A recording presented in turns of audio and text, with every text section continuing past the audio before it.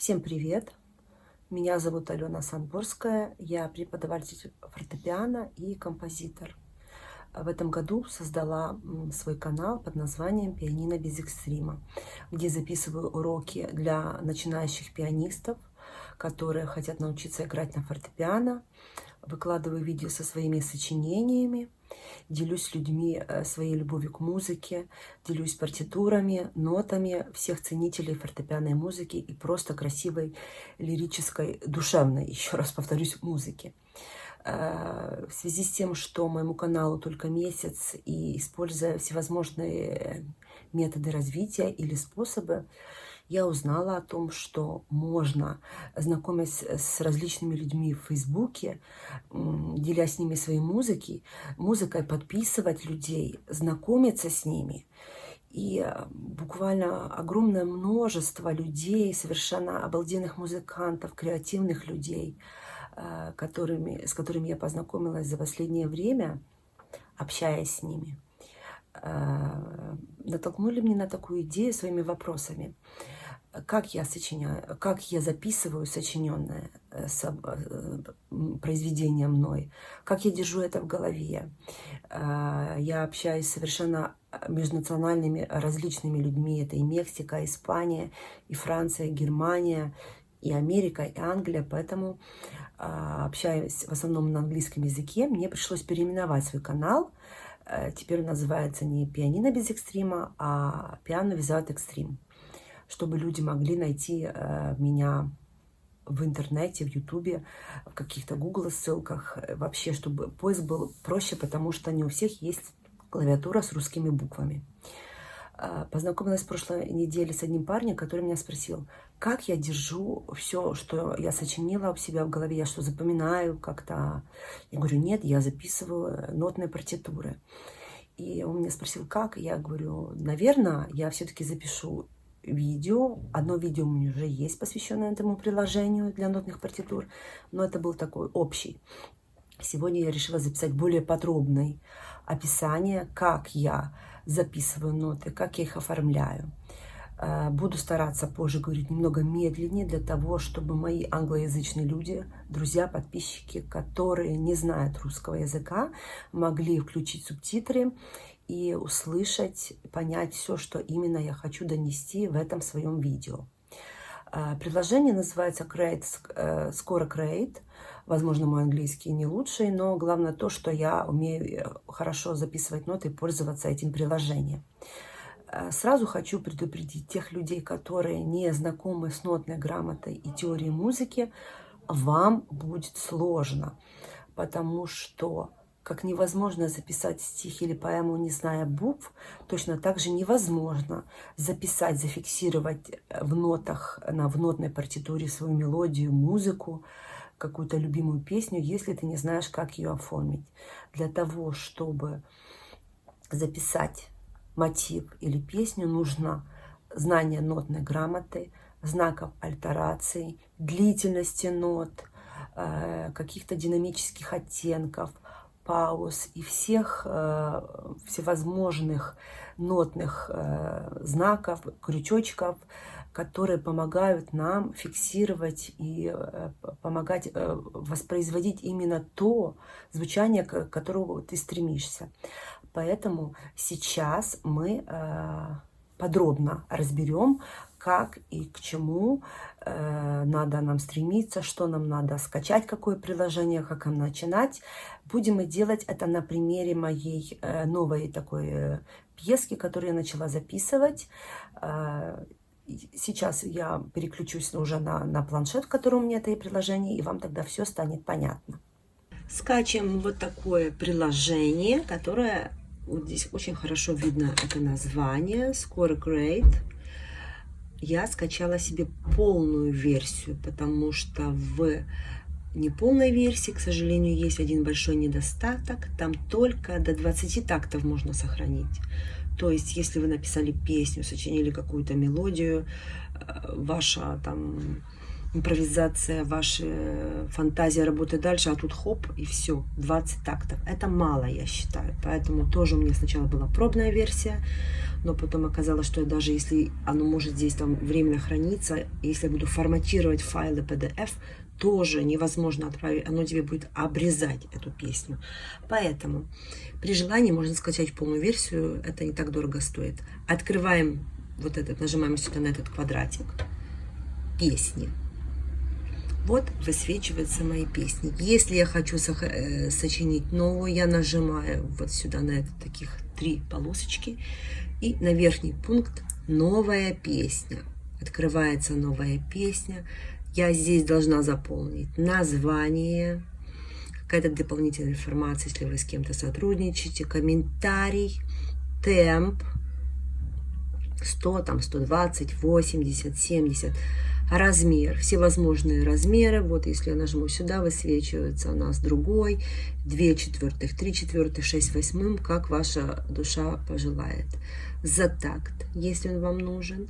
И тональность. Вот тональности выбираете. Здесь параллельные тональности. Выбирайте только одну мажор, соответственно, внизу будет минор. Сразу же, если я, например, выберу ре мажор, си бемоль по умолчанию. У них одинаковое количество диезов или бемолей, поэтому здесь зацикливаться не надо.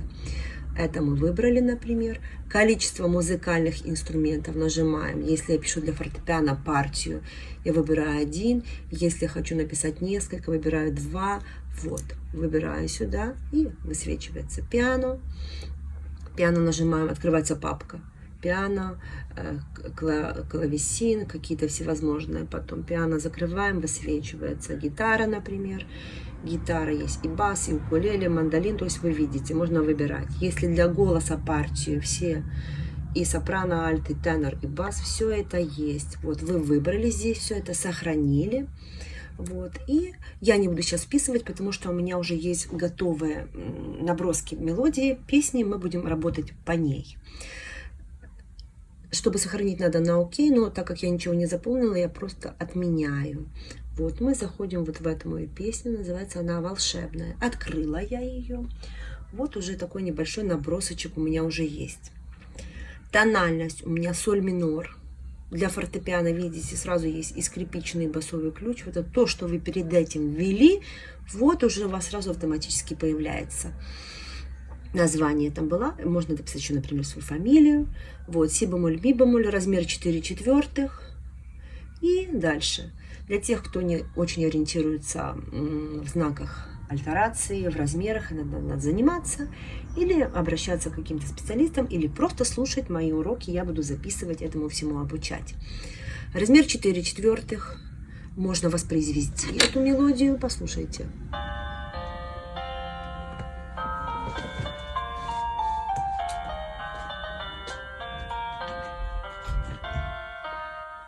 Вот.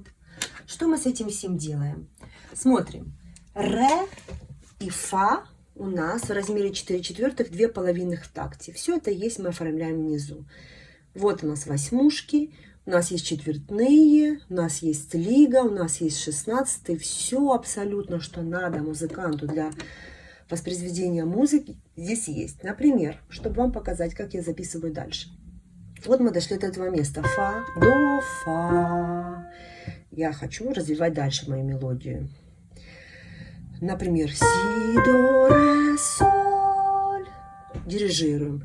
1, 2, 3, 4. Си, до, ре, соль. Да?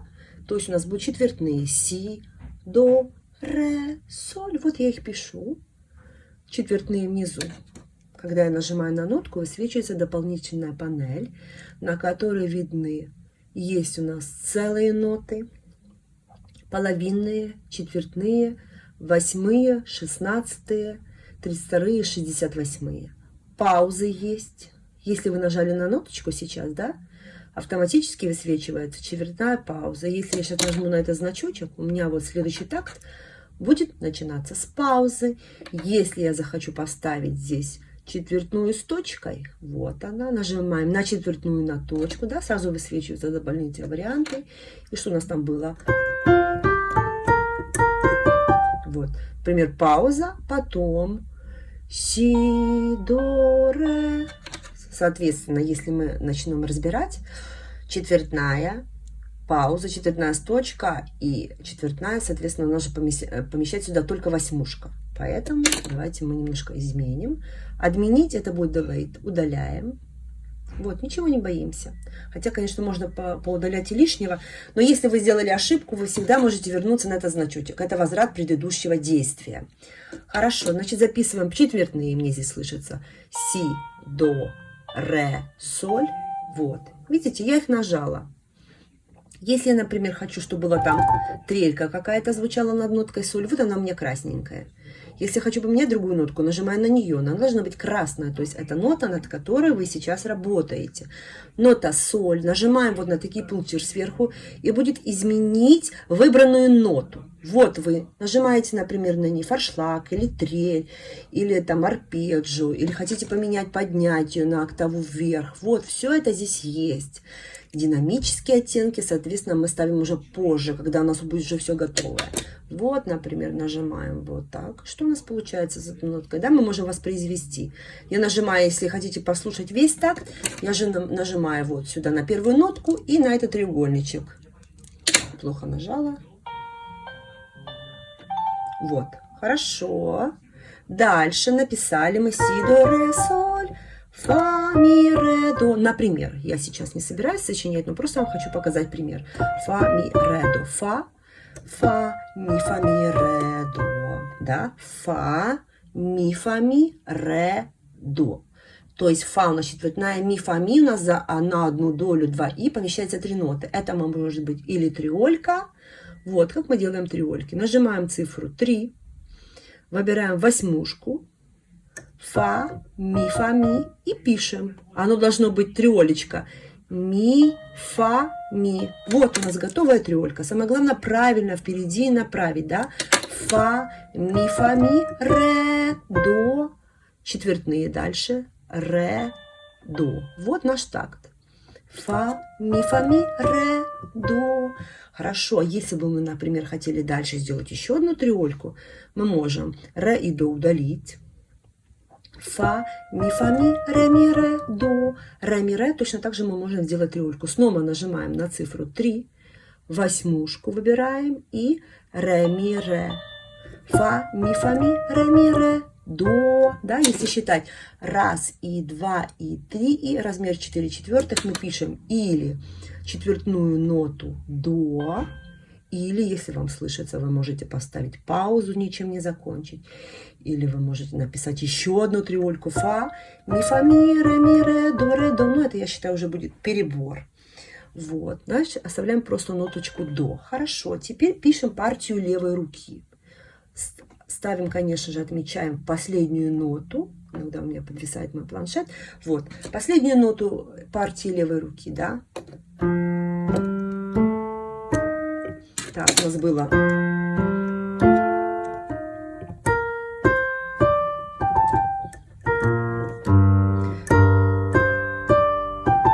Так. Могу сделать или аккорд, септаккорд, или я люблю разбивать вот так вот, делать как бы арпеджио такое.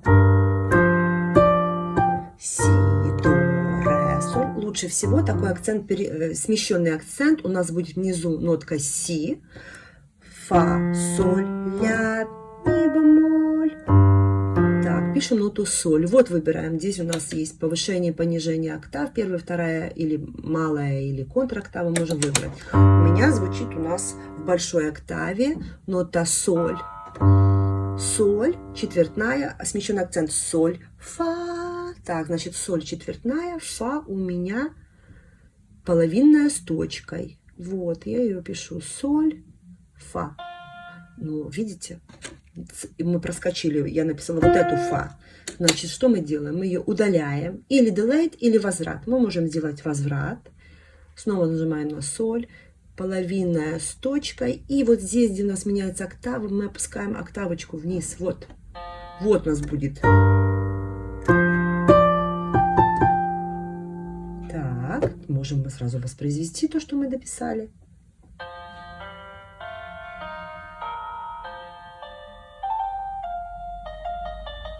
Нам надо дописать партию левой руки. Так, у нас было соль, фа.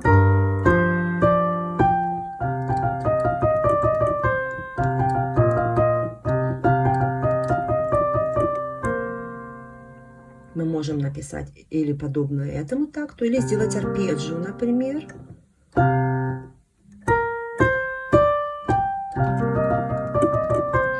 Вот арпеджио, как мы пишем, разбиваем аккорд, отмечаем нотку фа, пишем теперь, как записывать аккорды. Это очень важный момент здесь. Пишем ноту до, вот она до, основа нашего аккорда. Дальше пишем ноту соль, какая нам слышится, соль и си бемоль. Если я напишу вот так вот, вы видите, так сдвинулся, а я хочу, чтобы он у нас был на первую долю, мы удаляем, и для того, чтобы построить аккорд, мы должны нажать на Shift. Видите, он сейчас засветился синим. Shift. Со. Теперь добавляю соль и си бемоль. Вот, построился аккорд. Но чтобы он прозвучал вот так арпеджио, я добавляю к нему, значит, изменить выбранные ноты. Вот, такой знак. И что у нас выходит? Окей. Вот. Если воспроизвести.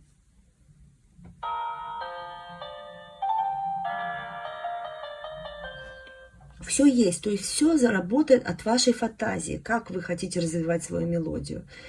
Если посчитать, если мы будем сохранять, закрывать этот такт, у нас половинная. Мы здесь должны поставить или мы можем сделать залегованную еще половинную ноты, или поставить паузу. Как мы это делаем? Вот смотрите, если мы хотим добавить паузу, мы отмечаем половинную, нажимаем сюда, вот, у нас высветилось. Если нам не нужна здесь пауза, а, например, нужна другая, вам слышится, вы удаляете, например, ставите четвертную паузу вот здесь. Видите? То есть изначально, чтобы сделать паузу, надо акцентировать внимание на ноте, которая равна этой длительности, и потом нажимать на этот значок. Вот, четвертная нотка и...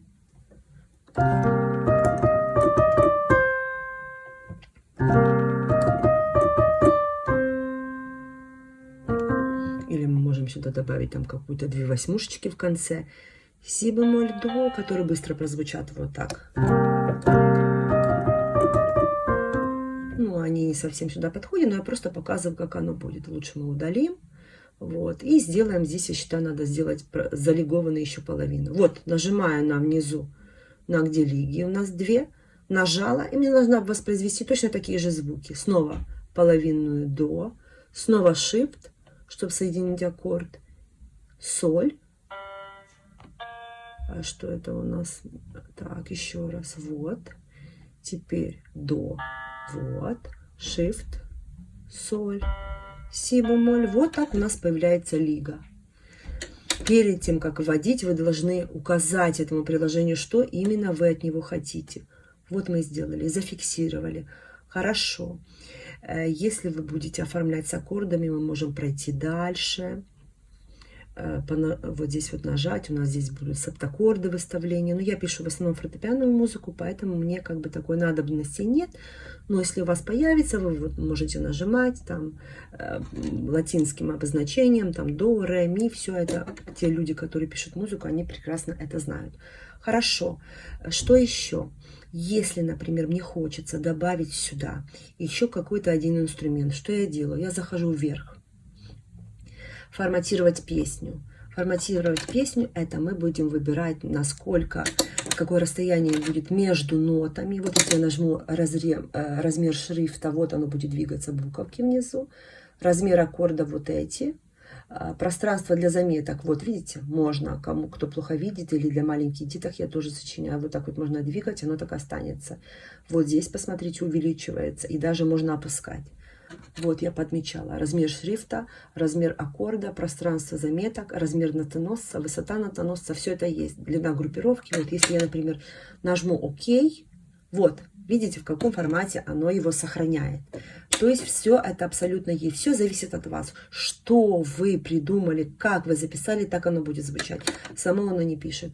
Так, например, если я не хочу так, чтобы было мне очень широко, я делаю возврат. Вот, уже такое более зрительно. Дальше. Если я, например, хочу закончить этот, вот, конец моей песни уже, или мелодии, или сочинения, я же все делаю. Изменить выбранный такт. Вот, место, где можно выбирать. Вписывать репризы, вписывать вольты, какие-то окончательные кода и финал, все это есть. Вот, например, я хочу сделать вольту, да? Окей, я нажимаю. Вот здесь у нас надо продублировать, например, этот такт еще раз. Фа, ми, фа, ми, ре, до. И еще такой же похожий написать. Так, четвертная. Фа, дальше. Ну, это было с триолькой, можно немножко изменить. Фа, ми, ре, до. Просто, чтобы было проще. Фа, ми, ре, до. Это у нас уже идет вольта как бы к окончанию. Вот я записала ее. И здесь.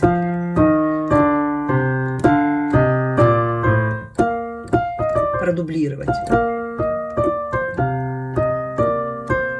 Вот. Напишем, например, просто до, потом, например, пауза и си бемоль. И снова пауза. Вот. У нас абсолютно два различных такта. Но мы хотим, чтобы мелодия шла до этого места, потом повторилась и все. И теперь для этого нам нужны вольты. Вот мы отмечаем этот такт. Нажимаем обязательно на такт. Заходим сюда. Изменить выбранный такт. Вот пишем. Вольта 1. Видите, она такая потемнел квадратик. Вот. Нажимаем ОК. Все. Первая вольта у нас уже готова. Теперь нажимаем на этот такт. То же самое. Выбрать. Изменить выбранный такт. Нажимаем цифру 2. Если это у вас будет реприза, вы можете нажать на знак репризы. Окей. Вот, все готово. У нас все абсолютно есть. Первая вольта, вторая вольта. Если, допустим, у вас репризы какие-то или какие-то ваши там, что вам нравится, музыкальные какие-то оформления, все в ваших силах. Я вот, например, сохраняю. Окей, пишу хорошо.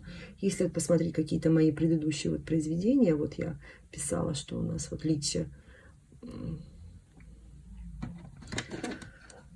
У меня здесь написано для одного фортепиано. Я создавала дуэт. Да, вот здесь написано оригинал, сол, один голос. Что я делала? У меня есть изначально, например, вот моя идея сочиняла, писала сразу одновременно для двух фортепиано. Для первого и для второго, для дуэта. Что я делаю потом? Чтобы мне не переписывать все это снова, я закрываю. Окей. Ну, закрываемся. И вот эта лития, это песенка называется по-голландски, переводится лития, песня. Я просто нажимаю на нее в уголочек и дублировать. Вот видите, сколько у меня уже дублей есть. Снова я делаю дубль, дублировать. Вот. У меня высвечивается уже там 15-й по счету дубль. И я могу работать. Если этот дубль открыть, у меня здесь есть два инструмента. Но я могу изменить, зайти сюда, форматировать песню. Нет, это не здесь. Изменить информацию о песне. И убрать один инструмент, когда у меня их два. И тогда просто-напросто вам не надо переписывать. У вас просто есть уже, вот как я здесь вот сделала, в одной песне, в одном варианте верхний голос, в нижнем аккомпанемент. Я просто продублировала. Там, где писалось для двух фортепиано, в одной части я убрала нижнюю партию, в другой верхнюю. Поэтому эта программа очень упрощает, помогает развиваться вам как музыканту, как композиторам. Я надеюсь, что вам помог мой сегодняшний урок, мое видео. Если у вас есть какие-то вопросы, я открыта к помощи. Пишите, комментируйте. Самое главное, сначала подписывайтесь. Ставьте лайки на моих видео, и мы будем развиваться, учиться дальше вместе. Я вам помогу, потому что мне очень нравится и сочинять, и рассказывать другим людям, как именно у меня это все получается. С вами была Алена Самборская. Мой канал называется «Пианино без экстрима» или «Piano without extreme». До свидания. Лайкайте, комментируйте, я жду, и подписывайтесь обязательно. Мне это важно.